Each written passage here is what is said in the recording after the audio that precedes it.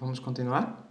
Olha, quando os hebreus fogem do Egito, passam esses 40 anos e chegam até a região da Palestina, quando eles chegam na Palestina, eles têm uma surpresa. Por quê? Porque essa região estava ocupada por outros povos. Quem eram esses povos, professor?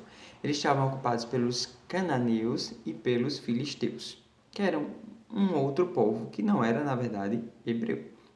Então eles começam a entrar em conflito, tá? Um conflito que durou durante certo tempo. No entanto, essa luta com esses povos, tudo em busca do território. Como eu disse a vocês, nessas épocas passadas havia várias lutas em busca de território. Por quê? Porque se eu tinha território, eu tinha poder, tá bem? Então, o que acontece?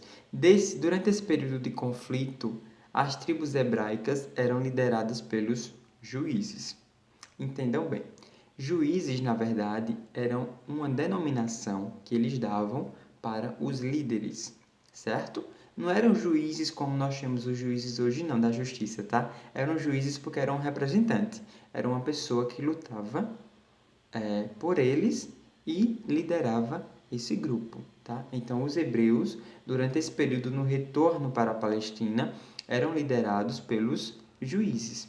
Esses juízes, como eu disse, eram representantes deles, além de ser um chefe político, era também chefe militar e chefe religioso, que no decorrer dos anos foram concentrando cada vez mais poder. Assim, as tribos, tá? Os povos hebreus, eles se uniram, tá? Para que essa organização conseguisse expulsar cada vez mais os inimigos, certo? Então, os hebreus se uniram, todos eles, e fundaram o reino de Israel. E escolheram um rei para governá-los, tá? O primeiro rei hebreu foi chamado de Saul, tá? Sofreu várias derrotas militares e acabou morrendo durante a batalha. O sucessor de Saul foi quem? Foi Davi. Davi, na verdade, era um jovem comandante. Ele havia vencido diversos combates e subiu ao trono. Durante o seu governo, que durou 40 anos, Davi derrotou os filisteus, conquistando a maior parte da Palestina, e escolheu Jerusalém para ser a capital do reino de Israel, certo? O sucessor de Davi foi seu filho Salomão. De acordo com a tradição hebraica, Salomão foi um governante sábio e muito esclarecido. Durante o seu governo, o reino de Israel atravessou um período de esplendorosa prosperidade, tá? Ele ampliou os domínios do reino, estimulou também o comércio e realizou diversas obras em Jerusalém. A mais conhecida dessas obras é o Templo de Jerusalém, também chamado de Templo de Salomão. Deixa eu só recapitular todas essas informações que eu disse a vocês. Eu disse que quando eles chegaram na Palestina novamente, ela estava sendo ocupada pelos os povos cananeus e pelos povos filisteus. Então, todos os hebreus decidiram se unir para se fortalecerem e conseguirem expulsar esses povos. Então, eles se unem, se organizam politicamente e formam o chamado Reino de Israel. Escolheram um representante, que esse primeiro representante foi Saul, certo?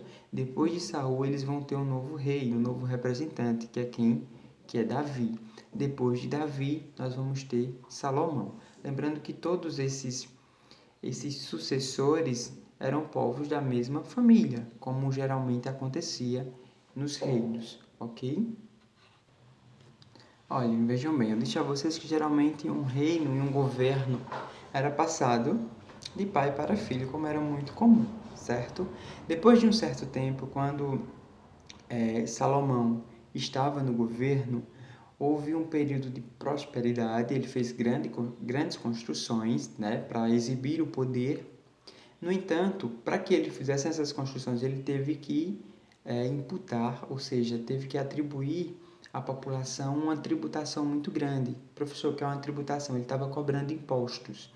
O que é um imposto? O imposto eu já disse a vocês em outros momentos que é uma determinada taxa que a gente paga, como o IPTU, que é uma taxa que a gente paga por ser proprietário de uma casa, IPVA, que é uma taxa que a gente paga por ser proprietário de veículo, tá?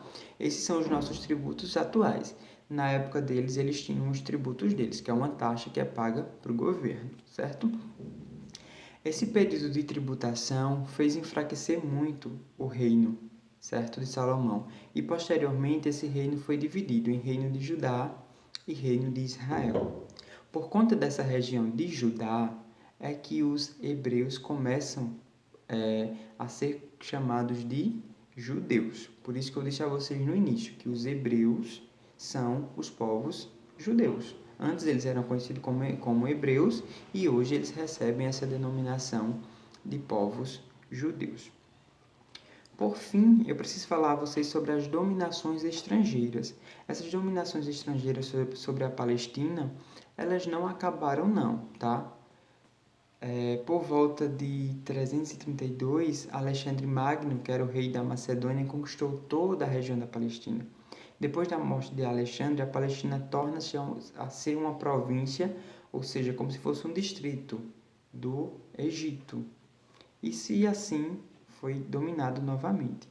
Por volta de 63 a.C., o Império Romano, que estava em plena expansão, dominou toda a região da Palestina, impondo uma pesada tributação aos povos judeus, certo? Vejam que o povo judeu, eles têm uma trajetória muito sofrida, tá?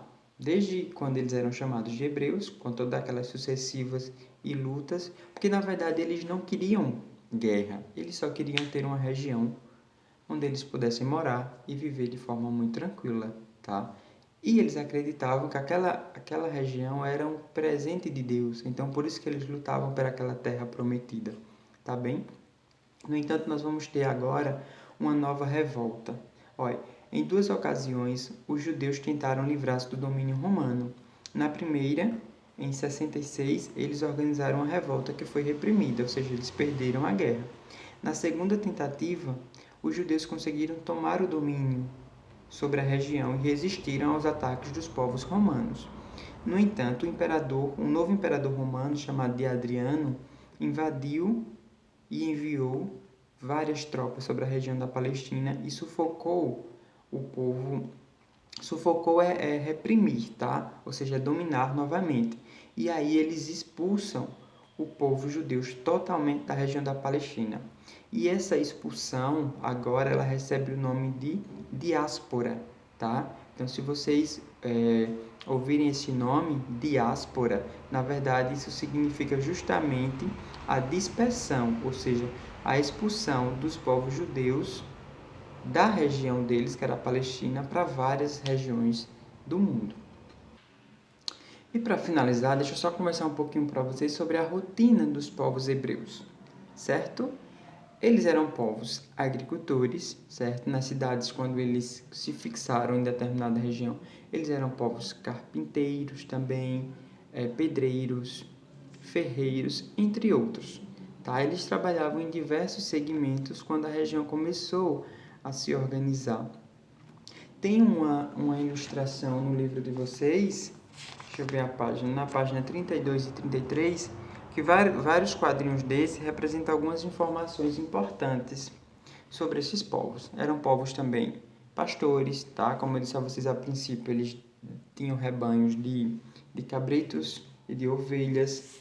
Então, eles dominaram vários segmentos, certo? Então, façam a leitura com muito carinho desse conteúdo, assistam a minha primeira aula e essa aula agora, no caso, o primeiro vídeo e o segundo vídeo. E eu não vou passar atividade para vocês hoje não, tá? Só quero que vocês assistam as aulas com muito carinho, que para mim é muito mais importante vocês assistirem às aulas do que realmente tá passando muitas atividades. Também é um período festivo, né? Apesar de todo mundo estar em casa, mas todo mundo está curtindo um pouquinho esse período junino. Então assistam às aulas, leiam o conteúdo. Se restar alguma dúvida, depois vocês me passam e a gente esclarece. Então, um forte abraço. Que Deus abençoe cada um de vocês. Estimo, na verdade, que todo mundo esteja se divertindo, tá? Comendo aí as comidas típicas do São João, que é um período tão bom. Eu, particularmente, adoro. E é isso. Fiquem bem, se cuidem e vamos viver esse novo normal, né? Vamos entender um pouco esse contexto e continuar fazendo as nossas atividades, ok? Um abraço.